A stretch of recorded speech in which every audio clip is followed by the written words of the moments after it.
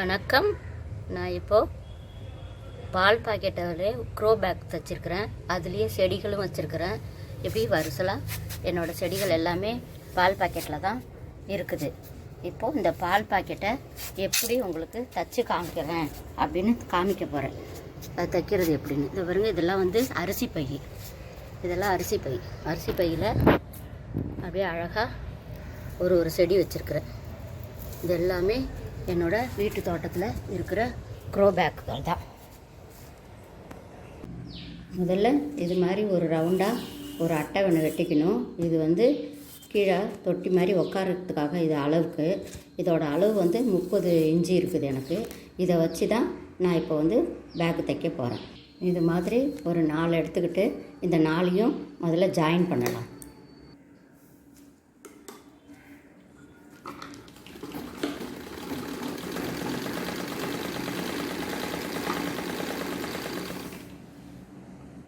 இப்போது இது 4த்தையும் ஜாயின் பண்ணி வச்சுருக்கிறேன். அது மேலே இந்த ரவுண்டு அட்டையை வச்சு அப்படியே ஒரு வரைஞ்சிக்கலாம். இதை கத்திரிக்கோலால் ரவுண்டாக கட் பண்ணிக்கலாம். இப்போது இது போல் ரவுண்டாக கட் பண்ணியாச்சு. இது அடிபாகம் நமக்கு ரெடி ஆகிடுச்சு. இப்போது இதை சுற்றி தைக்கிறதுக்கு தைக்கலாம்.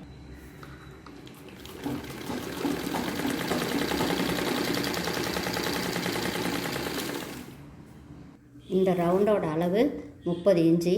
அந்த 30 இன்ச்சுக்கு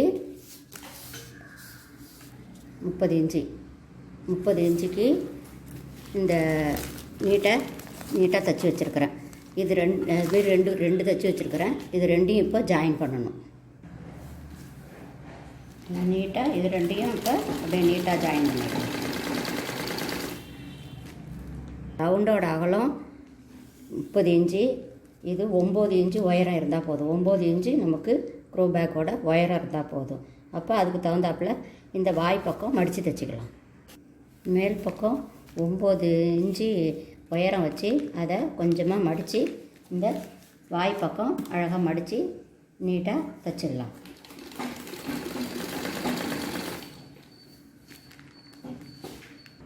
இப்போது 2ஆக மடிச்சுக்கிட்டு இதில் 1/2 இன்ச்சு நீட்டாக ஒரு தையல் போட்டுடலாம்.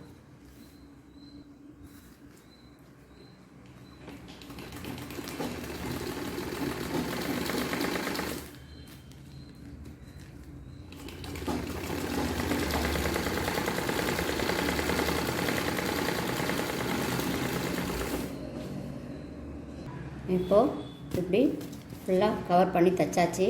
இப்போ இந்த ரவுண்டை வச்சு இது மேலே இப்படி தையல் போட்டணும்.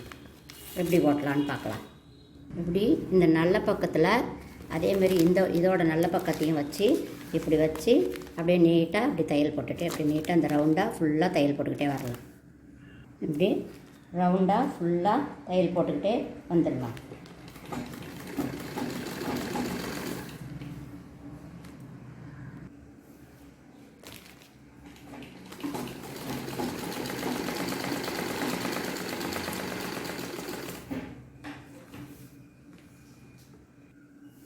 ஃபுல்லாக இந்த ரவுண்டை அழகாக அப்படி தைச்சிக்கிட்டே வந்துடலாம்.